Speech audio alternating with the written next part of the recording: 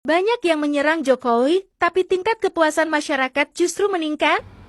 Ya, kalau kita perhatikan memang fenomena ini kan ada 3 layer ya, 3 lapis. Kalau kita lihat di sosial media, itu kan sepertinya kayak hiruk pikuk banget. Upaya untuk menjatuhkan pamor, menjatuhkan citra Pak Jokowi secara langsung maupun melalui keluarganya, anak mantunya ya. Jadi serangan terhadap Pak Jokowi itu terutama belakangan, sebulan belakangan, 2 bulan ini mungkin ke Kaisang soal jet pribadi, ke Gibran soal pupu papa, ke Bobi soal blok Medan dan macam-macam gitu. Itu sepertinya rame di sosial media. Tapi itu sebenarnya adalah badai dalam secangkir kopi. Jadi orangnya sebenarnya itu juga. Saya sudah lihat di big datanya, itu pelakunya hampir sama sebenarnya dengan pelaku-pelaku pilpres kemarin yang memprotes soal pencawapresan Gibran itu. Jadi kalau kita mau sederhanakan, pelakunya itu adalah ya pendukung Anies, kemudian pendukung Ganjar Mahfud sebenarnya, sama kelompok-kelompok aktivis yang memang selama ini memang kritis terhadap pemerintah. Jumlah mereka tidak signifikan. Artinya mayoritas masih tetap mendukung, masih tetap tidak terpengaruh dengan itu. Itu realitas pertama tuh di sosial media.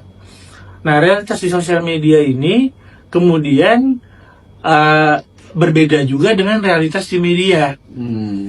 Media ini kadang-kadang merujuk kepada apa yang terjadi di sosial media, tapi kadang-kadang dia memverifikasi sendiri kenyataan-kenyataan itu. Tapi realitas di media ini jauh lebih objektif daripada realitas di sosial media. Karena ada verifikasi tadi. Terverifikasi. Jadi walaupun misalnya mereka dalam 1-2 hari ikut-ikutan isu yang ramai di sosial media, tapi hari ketiga, keempat, kelima mereka udah selesai. Jadi tidak dilanjutkan lagi oleh mereka. Sehingga relatif lebih objektif sebenarnya realitas media ini. Nah, realitas yang benar-benar objektif adalah realitas di lapangan. Di lapangan ini, di perkotaan dan pedesaan sebenarnya. Yang itu ditangkap oleh lembaga-lembaga survei.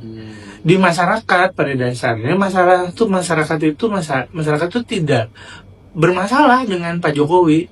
Mereka tetap senang, mereka tetap puas, mereka hidupnya baik-baik aja. Kalau kita lihat pasar juga masih rame, mall juga masih rame, transportasi publik selalu penuh, orang masih terus bekerja.